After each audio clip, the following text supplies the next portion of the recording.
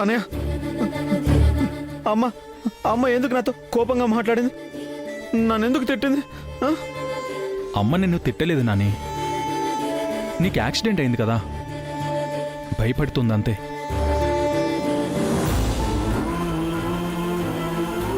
దానికి కారణం ఆ టైలర్ కదా, అందుకే ఆ అమ్మాయితో మాట్లాడొద్దు, ఆలోచించొద్దు అని చెప్తుంది. టైలర్ చాలా మంచి అమ్మాయి కదా అన్నయ్య. అమ్మకు కూడా నచ్చింది కదా. సరే, నీకొకటి చెప్తాను విను. నీ ఫస్ట్ బర్త్డేకి తాతయ్య ఇంత బంగారపు చైన్ నీ మెళ్ళో వేశారు. రోజంతా నీ మెళ్ళో ఉండి గీసుకుపోయి మెడ చుట్టూ ర్యాషెస్ వచ్చేశాయి. నువ్వు బాగా ఏడ్చేశావు.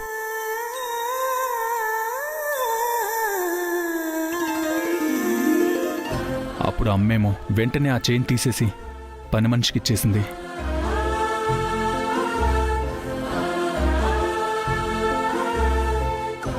అప్పుడు అందరూ అన్నారు, బంగారపు చైన్ అలా పని మనిషికిచ్చేసావేంటి అని. అప్పుడు అమ్మే ఉందో తెలుసా?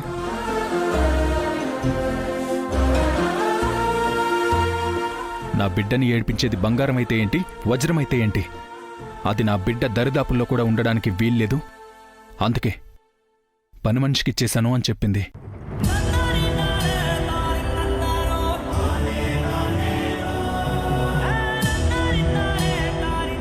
అది అమ్మంటే. బంగారమైనా, బంగారం లాంటి అమ్మాయి అయినా సరే నిన్ను ఏడిపించేది నీ చుట్టుపక్కల ఉంటే తట్టుకోలేదు, అందుకే ఆ టైలర్ గురించి ఆలోచించొద్దని చెప్పింది.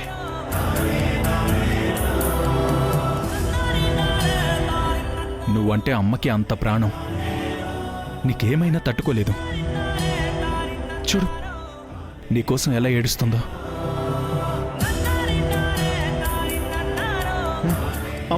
అమ్మ నా కోసం ఏడుస్తుందా? వద్దన్నయ్య. అమ్మా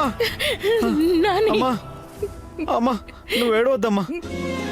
నువ్వు ఏడుస్తుంటే నాకు ఏడుపు వస్తుంది. నీకేం కావాలో చెప్పు. టైలర్తో మాట్లాడకూడదు, ఆలోచించకూడదు, అంతే కదా? సరే అమ్మా, నేను టైలర్తో అస్సలు మాట్లాడను. ఆలోచించద్దంటే నాకు గుర్తొస్తుంది. అయినా మర్చిపోతాను. నాకు ఏ అమ్మాయి వద్దమ్మా. నువ్వు ఏడవకూడదమ్మా, నువ్వు ఏడవకూడదు, అంతే. నాకు తెలుసు నాన్న, నువ్వు నా బంగారం. నా మాట వింటావు, నా మాట వింటావు.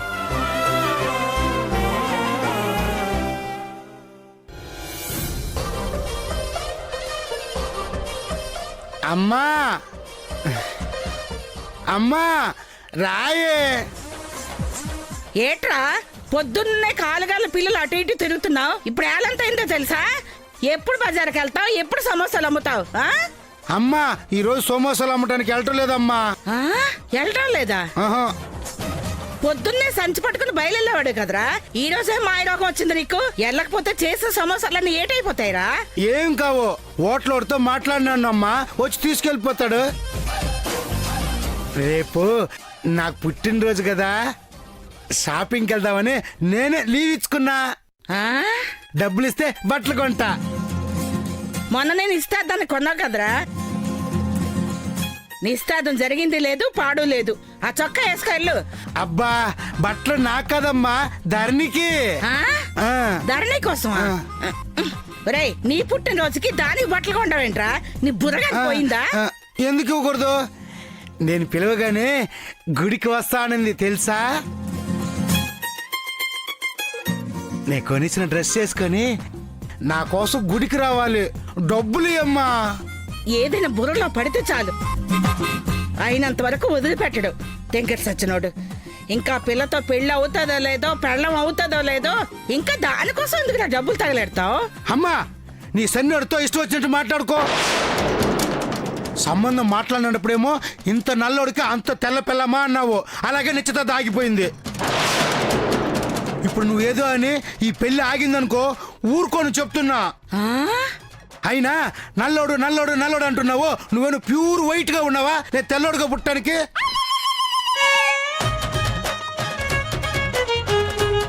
అయినా వీడికి తెల్లటి పెళ్ళం వస్తా ఉంది, దాన్ని ఎక్కడ బాగా చూసుకుంటాడని నీ కుళ్ళు వచ్చేస్తా ఉంది, నాకు తెలుసే. ఏడ్చాలే సచ్చినోడ. ఎందుకురా డబ్బులు తగలేస్తున్నావంటే ఇందు బాగుతున్నాడు చూడు. ఇదిగో ఈ పైసలు తీసుకెళ్ళి ఎక్కడ తగలాడతావో తగలాడు. 100 రూపాయలకి 10 సోమాసాలు కూడా రావే, ఇంక బట్టలాడు వస్తుంది అమ్మా. ఆ? ఇదిగో ఇంత మించి పైసా కూడా ఇవ్వను. ఈ డబ్బులకి ఏదొస్తుంది కొనుక్కో వెళ్ళు. నీ రోజు రోజుకి పిసినాడుతనం అయిపోతున్నావే. ఆ? ఇప్పుడేలా అయిపోతున్నాడు, ఇంక పెళ్లి చేసుకొని ఇంటికి తెచ్చాక ఏమైపోతాడో ఏటో.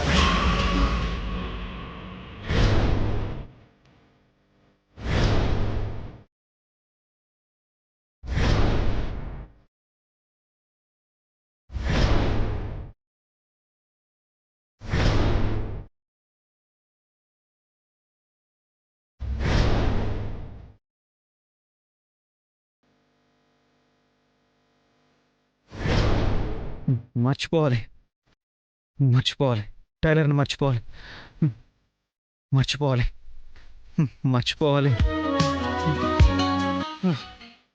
మర్చిపోవాలి.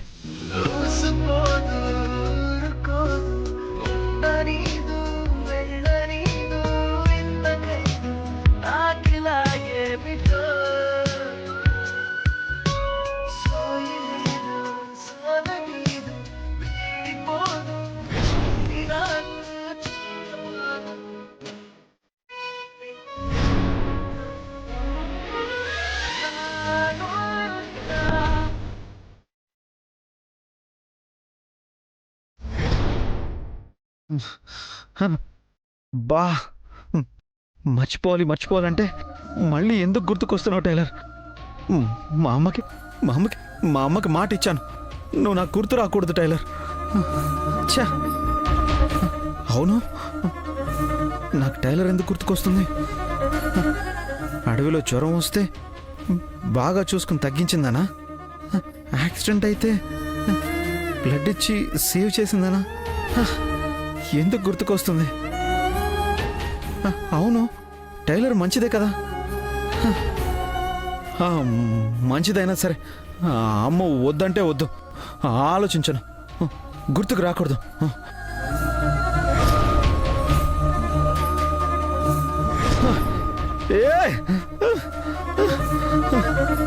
వద్దంటే వద్దంటే వద్దంటే ఎందుకు గుర్తుకొస్తున్నావు టైలర్?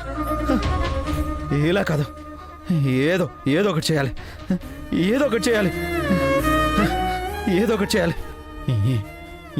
ఏదో ఒకటి చేయాలి. ఏం చేయాలి, ఏం చేయాలి? గుర్తుకొచ్చింది. చిన్నప్పుడు చదువుకునేటప్పుడు ఏదైనా గుర్తొచ్చి డిస్టర్బ్ అయితే మర్చిపోవడానికి చేతికి రబ్బర్ బ్యాండ్ కట్టుకొని లాగి వదిలితే ఆ దెబ్బకి మర్చిపోయేవాళ్ళం కదా. నేను అదే చేస్తా. ఎలా గుర్తుకొస్తావో నేను చూస్తా టైలర్, చూస్తా.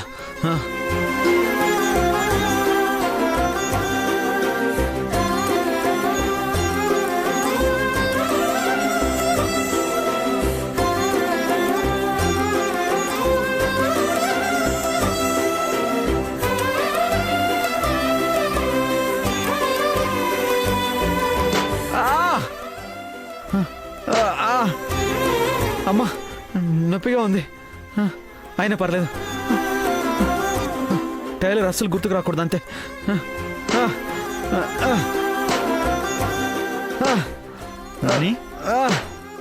డిస్టర్బ్ చేయదానే. డిస్టర్బ్ చేయొద్దా? నాని అంత బిజీ పని ఏం చేస్తున్నాడు? టైలర్ని మర్చిపోతున్నా నాన్నయ్య. అవునా? ఎలా మర్చిపోతున్నావు? ఇదిగో ఇలా.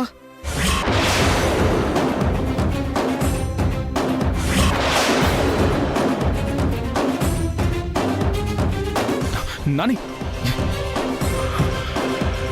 ఏంటిది? ఇలా కుట్టుకున్నావేంట్రా? ఇలా చేస్తే నొప్పికి డైవర్ట్ అయిపోయి టైలర్ గుర్తుకు రాదు కదనే. ఎవరు చెప్పారా నీకు?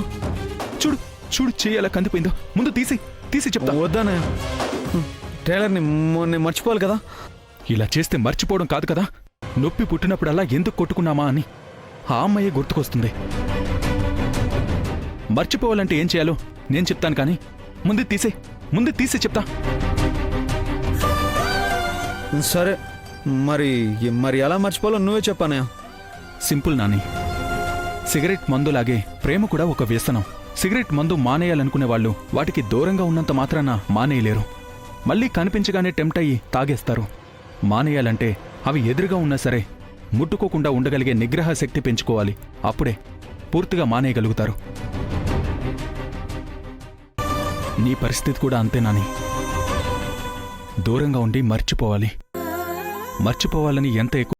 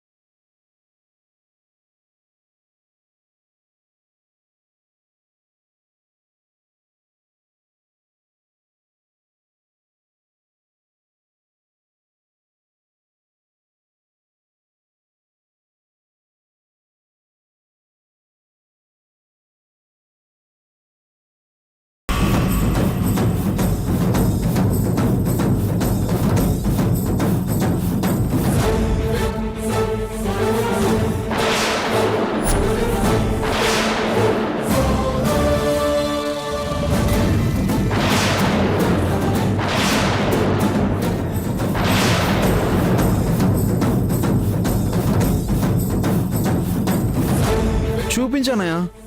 వద్దు నాని. ఎందుకనయ్యా? నువ్వు ప్రేమించిన అమ్మాయి నేను చూడకూడదా? చూడొచ్చు నాని, కానీ ఈ అమ్మాయిని నేను మాత్రమే ప్రేమిస్తున్నాను. తను నన్ను ప్రేమిస్తుందో లేదో తెలీదు. ఇప్పుడు ఈ ఫోటో చూపిస్తే నీకు కాబోయే వదినని ఫిక్స్ అయిపోతావు. తర్వాత తనకి నేనంటే ఇష్టం లేదని చెప్పింది అనుకో, నువ్వు డిస్టర్బ్ అవుతావు కదా. అందుకే ముందు ఆ అమ్మాయికి నా ప్రేమ గురించి చెప్పి తను కూడా ఓకే అంటే ముందు నీకే చూపిస్తాను, సరేనా? సరేనే, నువ్వు మరి తొందరగా ఆ అమ్మాయిని ప్రేమిస్తున్నానని చెప్పే. అలాగే.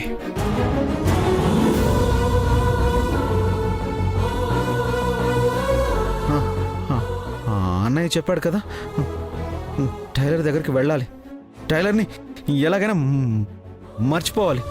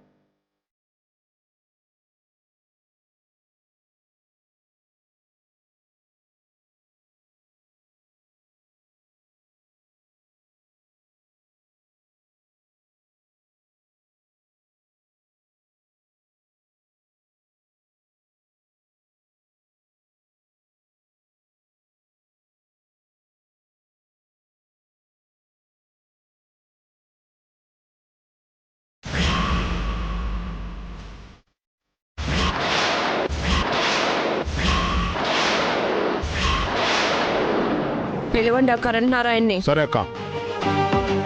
కరణ్ నారాయణ,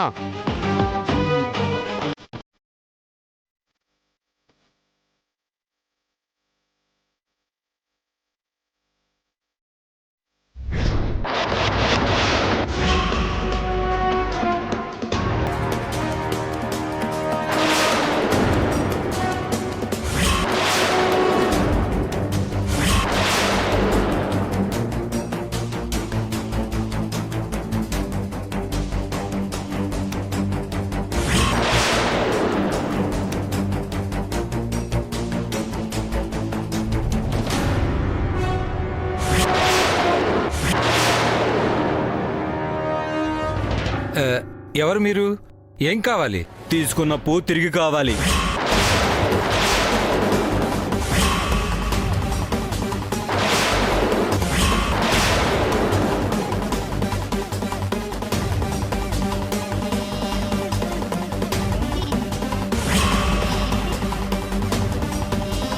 అప్పా, మీ దగ్గర నేనెప్పుడు తీసుకున్నాను?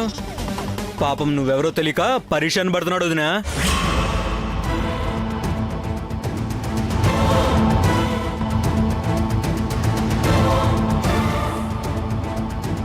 మా వదిన ఎవరో తెలుసా? చాముండేశ్వరీదేవి. నువ్వు 2 సంవత్సరాల క్రితం మాణిక్యం అన్న దగ్గర 2 లక్షలు అప్పు తీసుకున్నావే, ఆ అన్న రెండో పెళ్ళాం.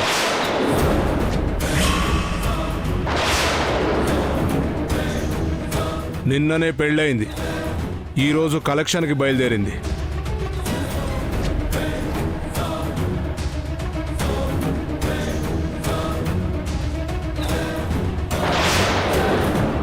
నేను మాణిక్యం దగ్గరే డబ్బులు తీసుకున్నా. నేను మాణిక్యంతోనే మాట్లాడతాను.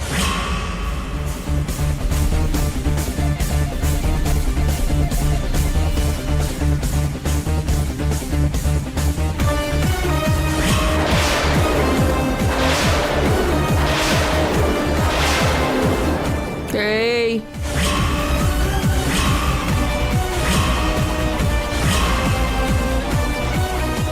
ఏంట్రా నువ్వు వాడితో మాట్లాడేది?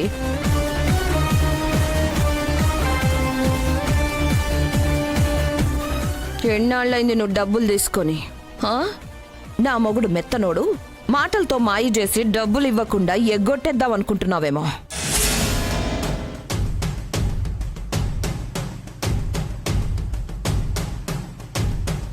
వడ్డీ మీద వడ్డీ లెక్కెట్టి మెడలోంచి మరి ప్రతి పైసా వసూలు చేస్తాను ఏమనుకుంటున్నావో?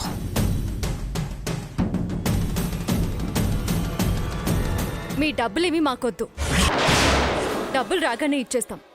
అనవసరంగా గొడవ చేయకుండా ఇక్కడి నుంచి వెళ్ళిపోండి.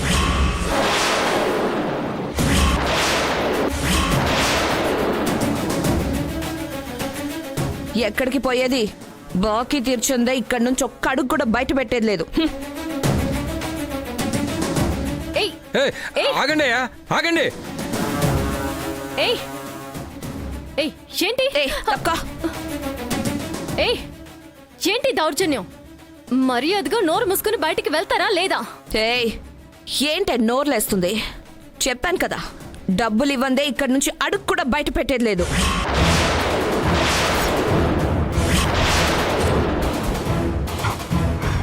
నా పెనిమిటి పెళ్లి చేసుకొని ఒక్క రోజు కూడా కాలేదు. హనీమూన్కి ఎక్కడికి తీసుకెళ్ళాలి బంగారం అని అడిగాడు. నా ముచ్చట నువ్వు తీర్చడానికి ముందు నీ ముచ్చట నేనే తీరుస్తా.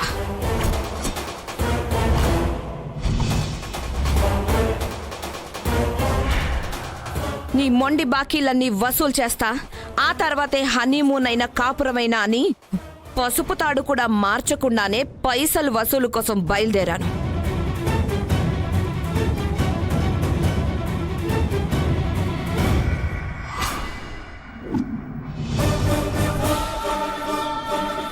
వసూలు కానిదే కదిలేదే లేదు.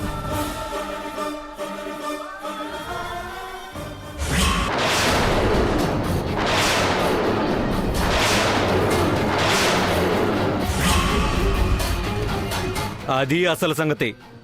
మా వదిన డిసిషన్ తీసుకున్నాక మొండి బాకీ పద్దులన్నీ ముందేసుకుంది.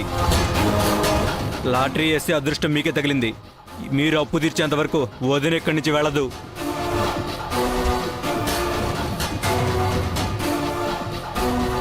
ఇప్పటికిప్పుడు ఇంట్లో కూర్చొని అప్పు తీర్చమంటే ఎక్కడి నుంచి అని తీసుకొస్తాం?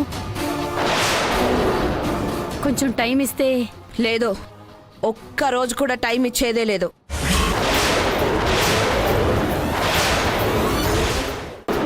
ఎక్కడైనా అప్పే చేస్తారో, ఎవడి కాళ్ళైనా పడతారో, లేకపోతే ఏదైనా అమ్ముకుంటారో నాకు అనవసరం. నా అప్పు తీరందే వెళ్ళేదే లేదు.